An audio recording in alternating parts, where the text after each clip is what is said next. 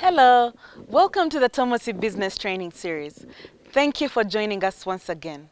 Have you subscribed to our social media handles? Remember, this podcast is aired on Facebook, Twitter, and YouTube. We're still covering the 7 basic pillars for a good phytosanitary and sanitary systems for our food exports.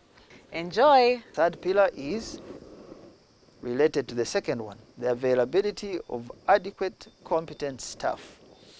It makes no sense to have many labs and you have laws, but you have no skill to run these labs professionally. Competent staff are really the cornerstone of a good SPS system because they are accredited, remember, worldwide. Their signatures are known worldwide, and their signatures are often the thing that convinces trading partners that the country of Uganda or any other country for that matter has verifiable systems and qualified people to rely on in this sector. Competent staff should be supported by a regular training program because staff need to retool all the time because rules and regulations change. They need to continue retooling so as to ensure we keep our export systems updated, given the rules of engagement on a global landscape change very much, as well as export systems, as well as people's tastes, demands, and preferences for what they import. That was pillar number 3. Pillar number 4 is a well-organized private sector that has capacity to comply with international rules. In the past, I have spoken about this issue and the urgent need to organize all our trade associations to give them a voice that is professional and credible and weed out the bad players. When we have a well-organized sugar board or association, for example, a milk board, a beef association, a grain association, fruits and vegetables, I'm mentioning all these, and thankfully many of these are now getting better set with better standards and they are run by professionals. I am aware of HortiFresh and the good work they are doing. It helps to build strong partnerships with government when you have these so that you can negotiate better international terms and of trade and rules that favor our economy. To do this, ladies and gentlemen watching, listening to me from wherever you are, to do this we must plan as government at every step with the private sector involved. The private sector too should demand to know the raw material that goes into decisions that impact our trade, foreign capital, borrowing, taxation, and manufacturing. Pillar number 5 is the important matter of collaboration and information management between our various regulators such as customs, police at border points, so that they allow for better harmonization of implementation of our laws, the laws I spoke about earlier, so that there is quick joint action where intervention is needed. At Entebbe Airport, for example, there are several branches, or maybe I call them brands, of police.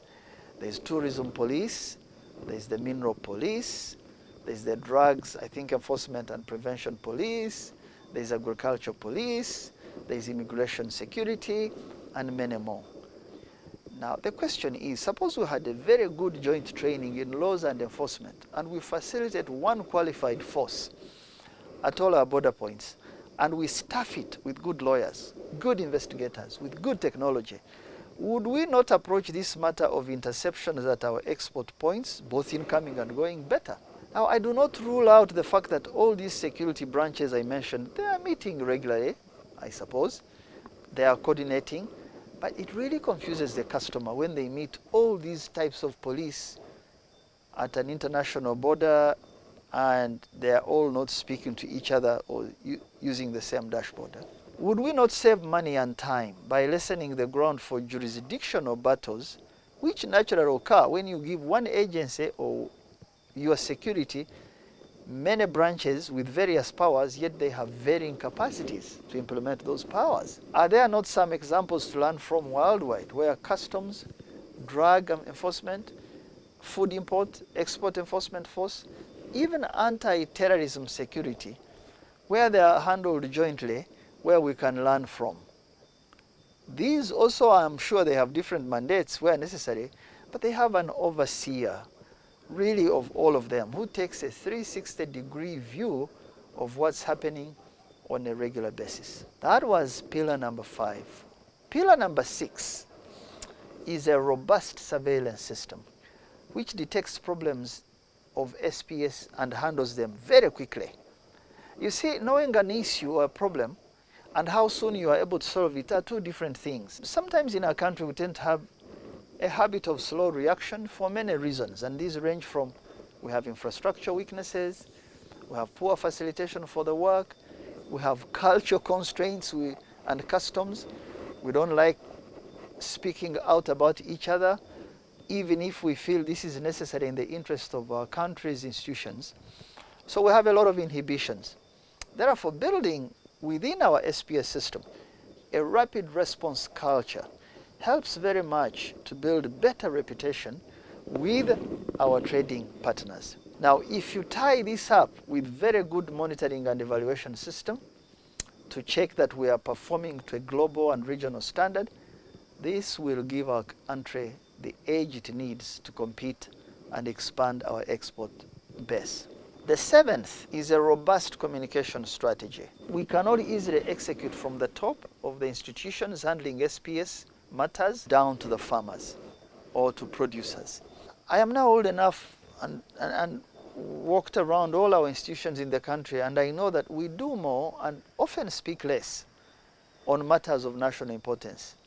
And we do a bit more politicking even than real communication. Driving in the countryside as an example and seeing the level of infrastructure growth for Uganda in the last 10 years, the border aggregation of products facilities now that we have on the eastern side of Uganda, Malaba, Busia, and then you have Mpondwe, Goli, Bunagana on this side, then you have Mutukula. All this infrastructure built in the last 7 to 10 years that is available at exit and entry points, and seeing how so little is covered in the media about all this, I am convinced that without a good communication plan that we put to work, many exporters, even with all these laws and regulations, will continue to struggle to find the necessary information for their export preparedness decisions. Regular and consistent communication around the nature and type of seeds, for example, that we plant and what the world requires, the phytosanitary issues of our food, the chemicals and their levels of control in our food, the matters of diagnostics and tests, the issues of disease and pest controls, the use of both radiation or refrigeration to kill some pests and diseases.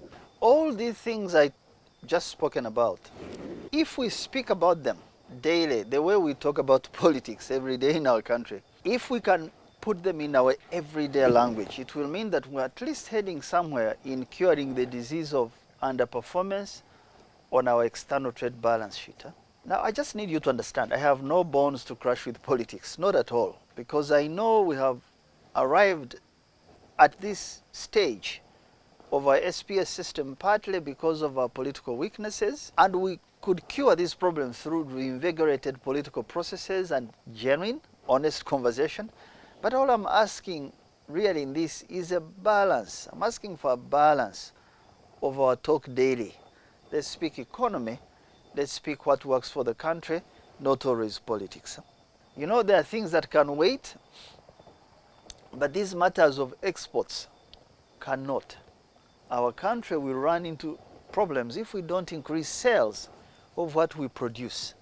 We have a possibility, a real possibility of stagnation if we don't drive this road of exports and be consistent with it. Thank you and have a great weekend. Would like to hear from you. Please email us at info@tapmedia.com and visit our website at www.tapmedia.com. You can also visit our offices located at Tomosi Business Park, Luzira, Port Bell Road, or call 0414 220 702. Thank you.